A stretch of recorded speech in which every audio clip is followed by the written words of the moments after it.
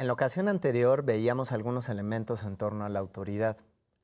El Plan y Programas de Estudios de Educación Básica 2022 nos implica una serie de retos, no solo para las y los maestros, las y los estudiantes, sino también para ustedes como figuras que juegan un papel medular en los procesos de supervisión, dirección, acompañamiento.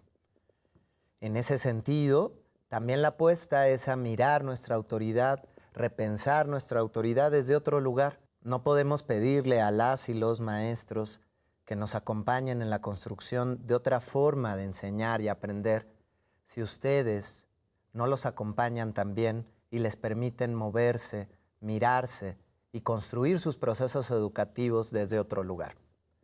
Pero para lograr esta otra autoridad mucho más democrática, que construye, que dialoga, que acompaña, que implica la construcción de una autonomía también, hoy vamos a revisar algunas alternativas importantes de comunicación, porque esta otra autoridad es una autoridad que se permite mirar a las otras y los otros como interlocutores válidos.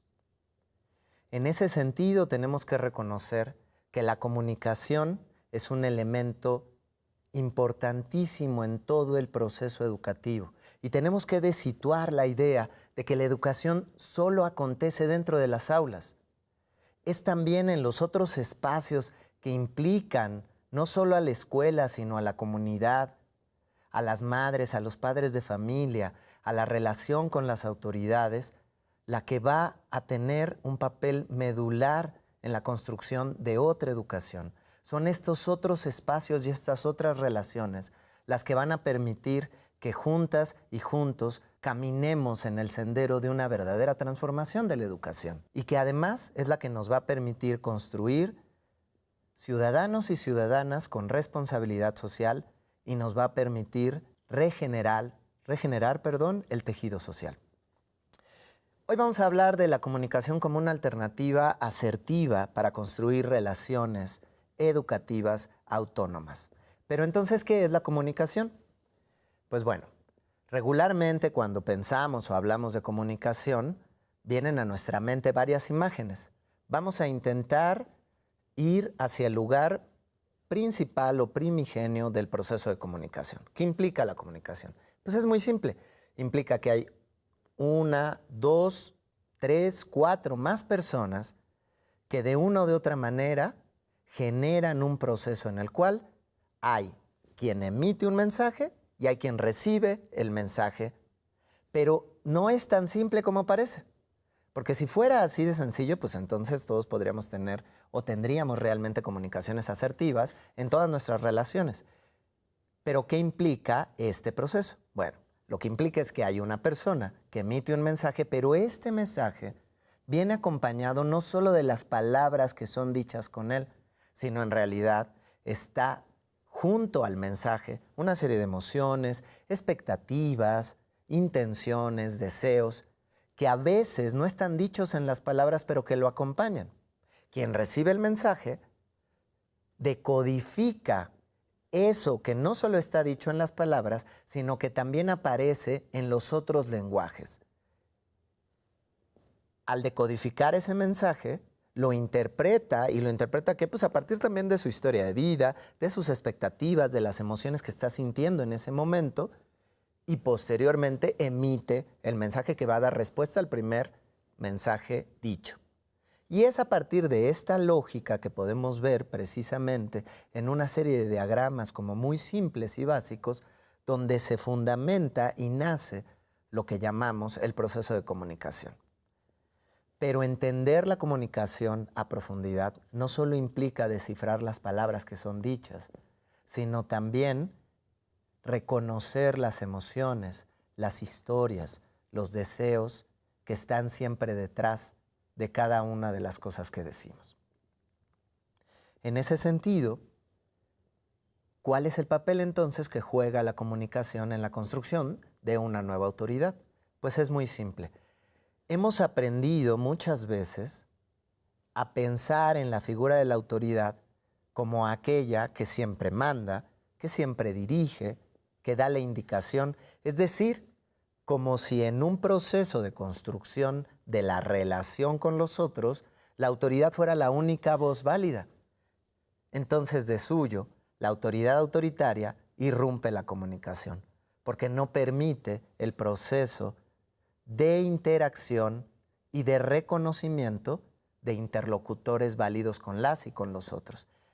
Y la conclusión de lo que se realiza o de la indicación que se da parece, por lo tanto, que depende solo de la persona que emitió el mensaje.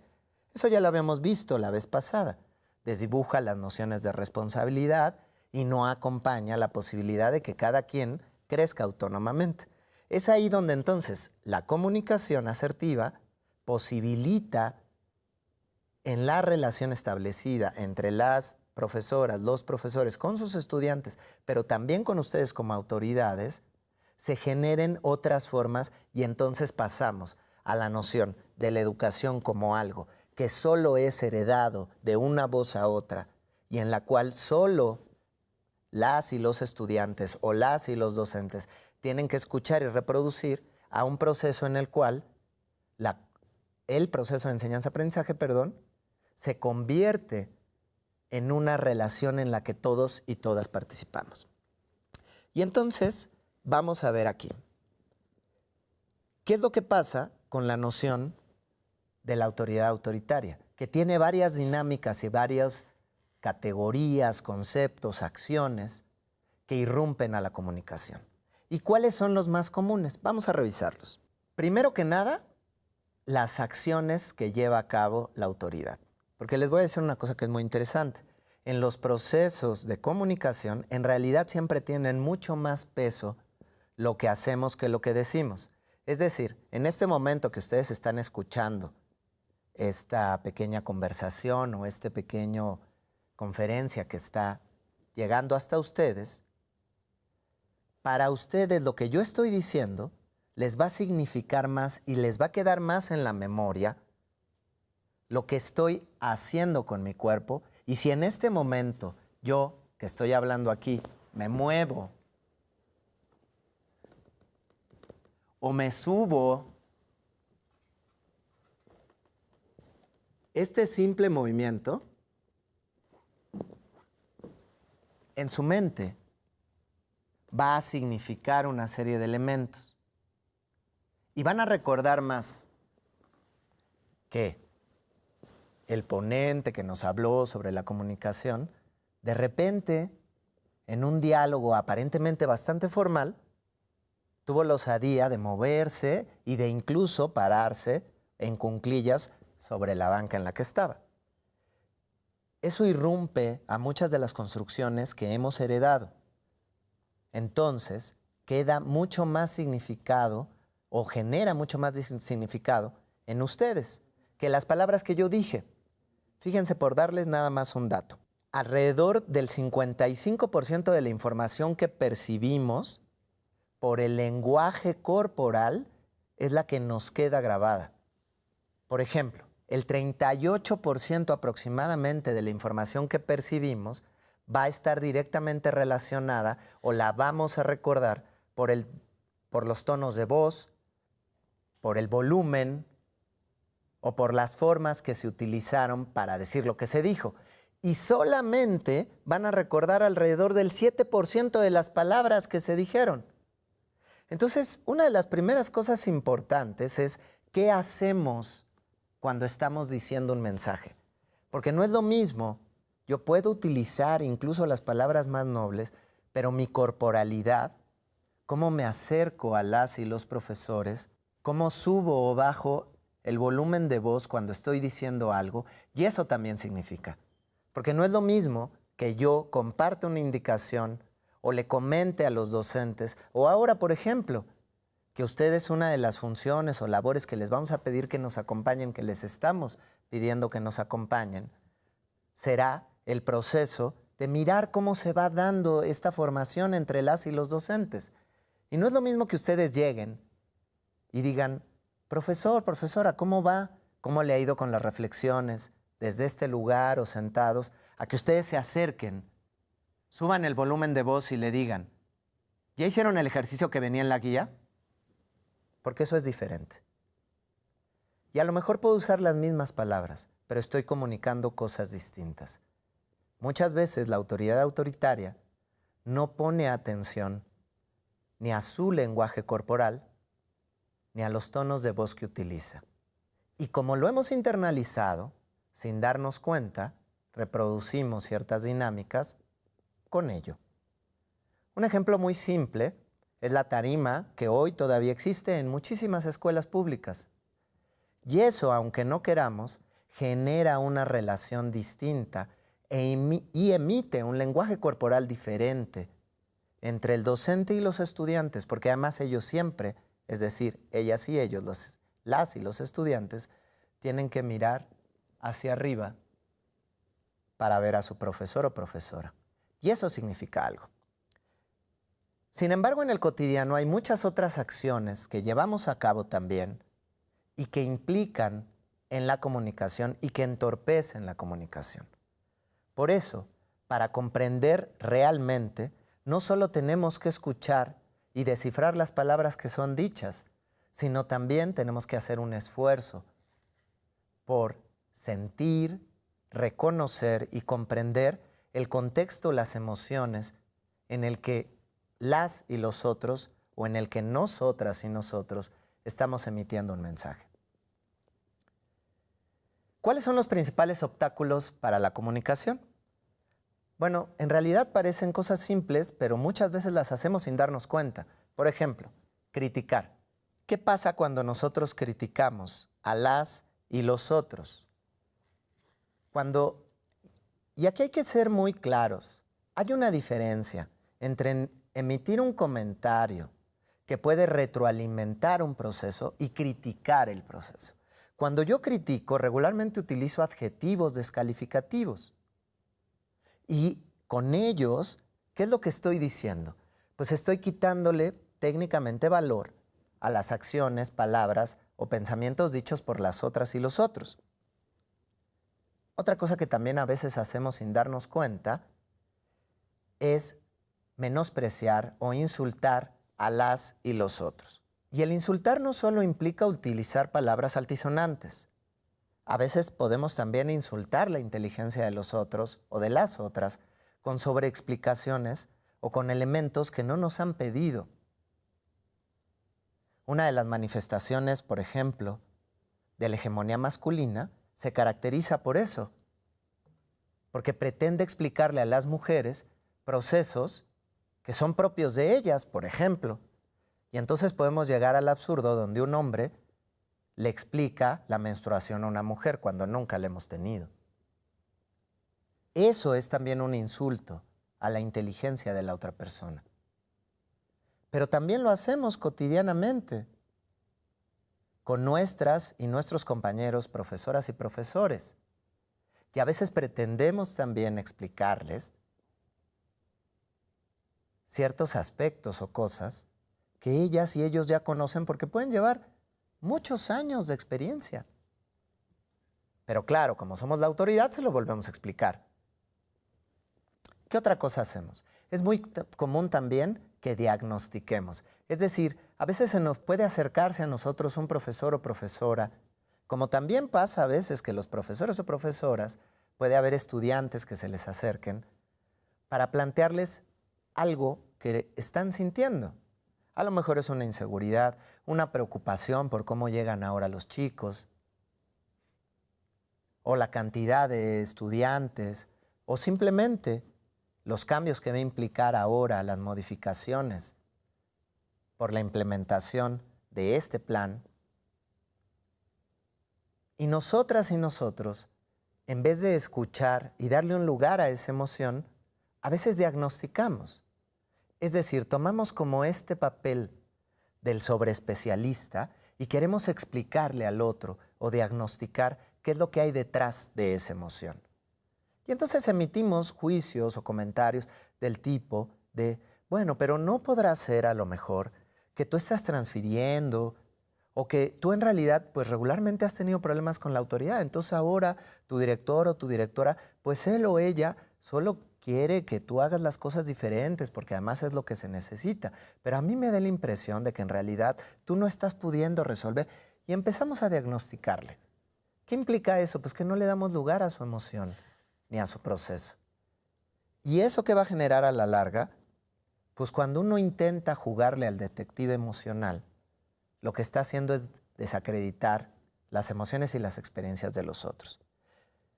Otra cosa que también a veces hacemos y no nos damos mucho cuenta es que alabamos para manipular. Es muy común que suceda en distintos ámbitos laborales y educativos. Vamos con el compañero o compañera, ay, compañera, compañero, maestra, maestro, usted que es tan bueno, que tiene tanta experiencia.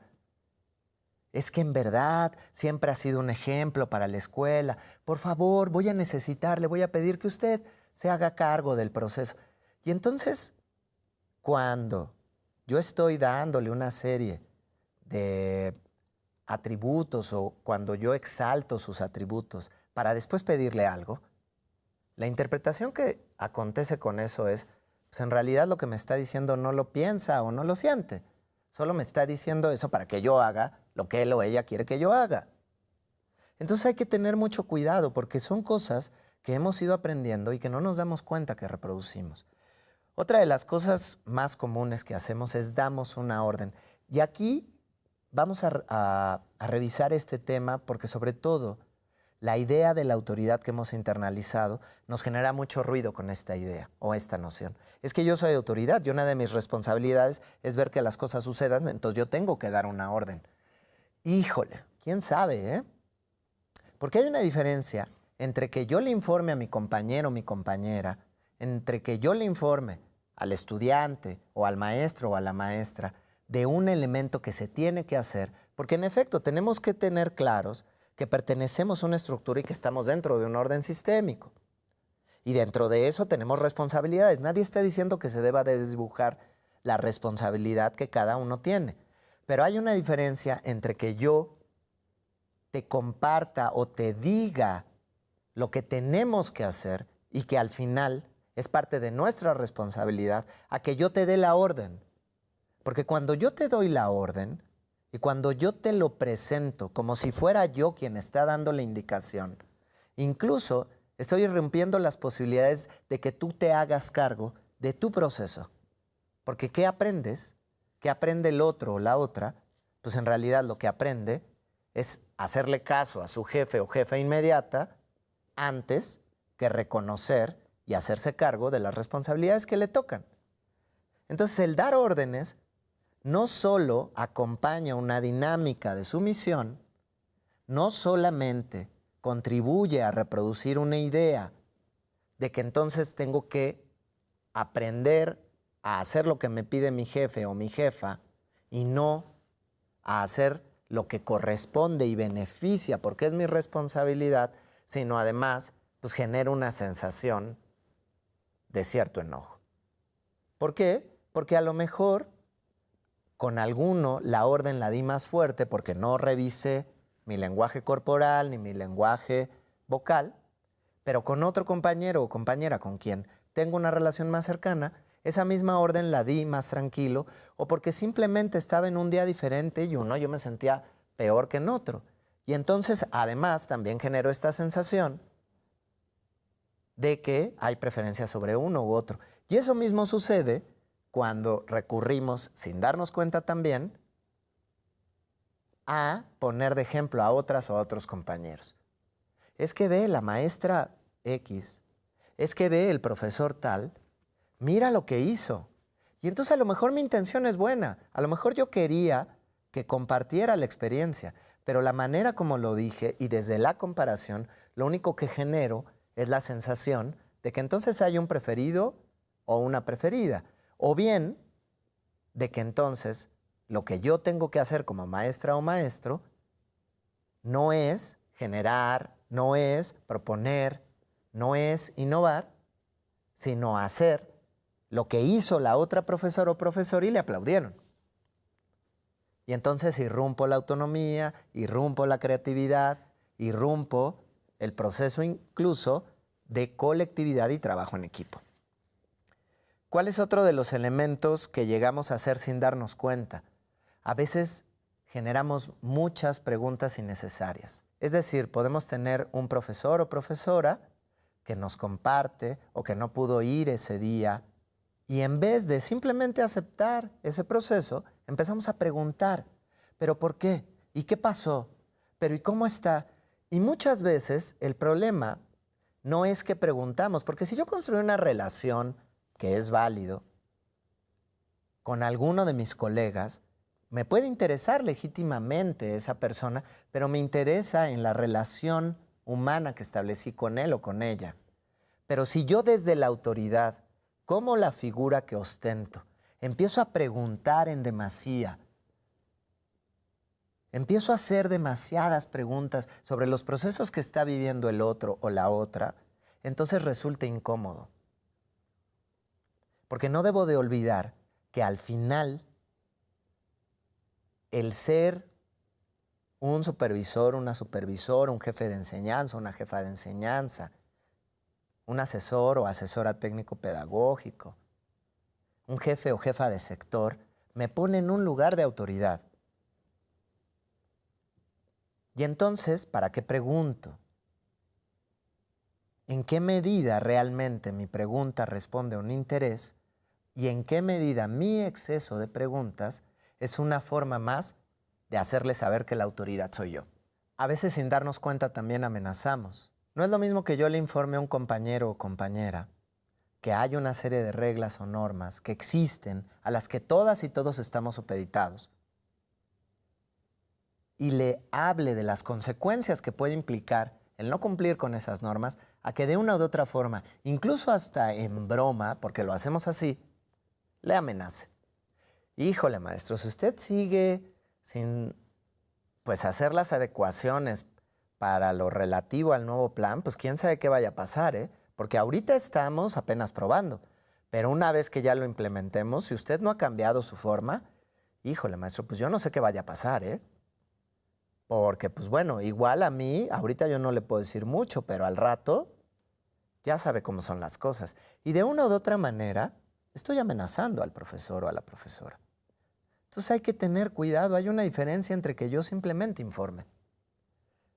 Sí, mire, maestra, ahorita, en efecto, todavía no estamos llevando a cabo el plan, simplemente estamos probando. Yo le recomendaría que se diera la oportunidad eventualmente de repensar algunas cosas para que no le agarre tan de golpe cuando ya tengamos que hacerlo. Esa es una diferencia, porque yo le estoy dando información y le puedo incluso hacer una recomendación a que de una o de otra manera yo le amenace. Otra cosa que también a veces hacemos sin darnos cuenta es que buscamos tranquilizar a la otra o el otro. Seguro a ustedes les ha pasado o les ha tocado vivir muchas experiencias de profesoras o profesores que han tenido muchos conflictos y les agradecemos el acompañamiento que les han dado. Pero ¿qué tanto a veces les damos lugar a las emociones que viven nuestras y nuestros profesores? Cuando a lo mejor un grupo se les desborda o cuando las y los padres de familia les amenazan, porque hay casos así y hay que decirlo. Desgraciadamente, los niveles de violencia y la normalización de esta que se ha llevado a cabo, que se ha dado en la sociedad, ha alcanzado a la escuela y ha alcanzado a nuestras y nuestros maestros. ¿Y qué pasa cuando ellas y ellos llegan y nos comparten el enojo, la tristeza? Y a veces, desde un lugar muy legítimo, lo primero que hacemos, porque a nosotras y a nosotros también nos da miedo a veces, es, no, cálmese maestra, cálmese maestro, tranquilícese, mire, respire, ya está aquí. Y a veces lo único que necesita la otra persona es el reconocimiento de la emoción que está sintiendo. No que le tranquilicen, porque tiene derecho a estar enojada o enojado, porque tiene derecho a tener miedo, a estar triste, a estar preocupada o preocupado. ¿Y qué tanto a veces le damos lugar a esa emoción? Y muchas veces no lo hacemos y buscamos tranquilizar, porque de esa manera también nosotros nos quitamos el problema. Pero ahí es donde entra justo también la responsabilidad que tenemos como autoridad de permitirnos. Y eso no quiere decir que vamos a volver nuestro espacio y nuestro acercamiento con las y los profesores un lugar terapéutico. Nadie está diciendo eso. Pero sí que podemos volver a recuperar esa humanidad. Otra cosa que a veces también hacemos y no nos damos cuenta es que desviamos. Y entonces puede llegar, y nos pasa como profesores, profesoras, pero también como autoridades. Puede llegar un compañero, una compañera, puede llegar un estudiante. Es mucho más común que lo hagamos también en una relación intergeneracional, cuando nuestra o nuestro compañero es mucho más joven. A platicarnos, a decirnos, uy, no, es que estuvo bien difícil porque, uy, no. Y entonces, en vez a veces de darle un lugar a eso que está sintiendo o que nos comparte, tendemos, sin darnos cuenta, a hacer comentarios del tipo de, uy, no, imagínate, y eso que a ti ya te tocó con la tecnología. Cuando yo daba clases, eran muchísimos más estudiantes y era mucho más complicado. No, además, nada más tienes 3 grupos, ¿de qué te quejas? Yo he llegado a tener 45 grupos. Tú sabes lo que es eso. Y entonces desviamos la atención de lo que el otro o la otra está viviendo o sintiendo y lo que le estamos diciendo en realidad es tu experiencia, no es importante. También tendemos muchas veces a dar consejos que no nos solicitan. ¿Qué pasa con todos estos elementos que sin darnos cuenta reproducimos cotidianamente? Pues lo que pasa es que empezamos a irrumpir la comunicación con las y los otros. Y entonces lo que nosotras y nosotros les proponemos es que avancemos hacia la construcción de una escucha activa. ¿Y qué implica la escucha activa? Bueno, la escucha activa es el intento que se hace por escuchar, replantear el sentimiento y contenido de lo que nos dice la otra o las otras personas. ¿Y eso qué implica? Bueno, implica que yo trate realmente de comprender no solo las palabras que la otra persona me está diciendo, sino desde dónde lo está diciendo y cuáles pueden ser o cuáles son las emociones que acompañan eso que se está diciendo. Y entonces hay una serie de pasos que podemos llevar a cabo para lograr esta escucha activa. ¿Qué requiere la escucha activa? Bueno, primero que nada, que realmente hagamos un esfuerzo por captar la idea central. Muchas veces decimos muchas palabras porque tendemos a rodear, porque lo central de lo que queremos comunicar a veces nos da miedo o nos da inseguridad decirlo. Entonces, es muy importante que nosotras y nosotros como autoridad intentemos, primero que nada, captar cuál es la idea central de lo que está tratando de decirme la otra persona. Segundo, es importante preguntarle a la otra, al otro, para cerciorarme de que realmente comprendí lo que me está diciendo. Para ello, se recomienda, por ejemplo, que yo vuelva a hacer un pequeño resumen de lo que dijo, se lo haga saber y le pregunte si es realmente lo que me quería decir. ¿Qué hago entonces? Yo replanteo la idea o las ideas centrales que capté de lo que la otra persona me está diciendo, lo replanteo, es decir, lo digo ahora con mis palabras y se lo comparto para saber si logra entender lo que me quería comunicar. ¿Qué implica la escucha activa? Pues implica que yo le doy un lugar a las palabras, pero también a las emociones y a las sensaciones que la otra persona me está comunicando. Vamos a ver algunas de las principales herramientas para la escucha activa. 1. Estimula. Comunica a tu interlocutor o interlocutora que tienes interés en lo que te está diciendo. Puedes empezar con frases como, oye, quisiera oír más sobre tal o cual tema. Las aclaraciones te sirven para ir clarificando e ir captando la idea central. A ver, que llegó el papá corriendo y que tú no supiste qué hacer. ¿Te refieres a que literalmente entró corriendo por la escuela y nadie lo detuvo? ¿O simplemente venía un poquito más rápido de lo normal? Y cuando dices que intentabas esconderte, ¿lo que estás tratando también de decirme es que te dio mucho miedo? Es decir, ¿observaste algo en su corporalidad que te hizo pensar o sentir que podría violentarte? Cuando tú aclaras, también le permites a la otra persona que vaya dibujando lo que sucedió con mucha más claridad para él y para ella también.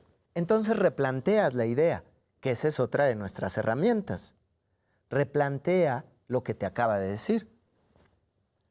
Otra herramienta que nos puede servir mucho para la comunicación asertiva es el reflejar. Intenta de una o de otra manera mostrarle que tú sientes o que comprendes cómo se siente. A veces las personas no estamos acostumbrados a ponerle nombre a nuestra emoción. Entonces esta herramienta nos ayuda y les ayuda a las otras y a los otros para ponerle un nombre a lo que están sintiendo. Me da la impresión de que eso que viviste te dio mucho miedo. Cuando tú te permites ponerle un nombre a esa emoción, pero además lo reflejas, es decir, te permites compartir también, que esa es otra herramienta. Comparte alguna experiencia. Me recuerda la vez que justo también reprobé un chico y la mamá llegó enfurecida y empezó a gritarme. Sentí mucho miedo. En vez de, híjole, sí, entiendo perfectamente cómo te sentiste, porque fíjate que yo también he vivido esas cosas, ¿eh? Újole, no, y no es una cosa menor. Yo te entiendo, pero entonces cuando vuelvo al yo constante, pues parece en realidad que no le estoy entendiendo. O que lo que menos me importa es contactar con lo que siente. Y una de nuestras últimas herramientas es validar. Cuando un compañero o compañera se acerca para compartirnos algo, hay que agradecer porque nos está teniendo una confianza. Y es muy importante que valides no solo su experiencia, sino que también agradezcas la confianza que ha depositado sobre ti. Porque ser una autoridad no solo implica una responsabilidad en el sentido de vigilar o acompañar o revisar que las cosas sucedan como la estructura nos pide que suceden, sino también somos un referente. Entonces, esta última herramienta puede venir con frases como: aprecio tu confianza y franqueza. Eso que viviste no debió haber sido nada sencillo y te agradezco que lo hayas compartido conmigo. Generar espacios de comunicación asertiva con nuestras y nuestros colegas nos permiten repensar no solo la relación en la educación, sino también nuestra figura como autoridad. No olvidemos que en tanto figuras del proceso educativo tenemos un papel muy importante también en que la educación se vuelva nuestra principal herramienta para la reconstrucción del tejido social. Somos un ejemplo y somos también semilleras y semilleros entre nuestras y nuestros compañeros profesores. Y la pregunta es, ¿qué queremos sembrar? ¿Y qué tipo de autoridad queremos ser? ¿Una que escucha, que acompaña, que comparte? ¿O una que se niega, que impone y que aísla? Muchas gracias por haberme escuchado nuevamente y esperemos que este proceso de reflexión nos permita a todas y a todos reconocernos como otra autoridad. Para concluir, les voy a pedir una última cosa. Solo dense unos minutos para pensar. ¿Qué podrían hacer diferente? ¿Qué del ejercicio de su autoridad podría hacer a partir de este ciclo escolar distinto? ¿Qué podrían cambiar? Piensen en algo simple y concreto. Y después platíquenos cómo les fue. Escríbanos a nuestro correo y compártanos cómo les está yendo con este nuevo ejercicio de autoridad. Muchas gracias.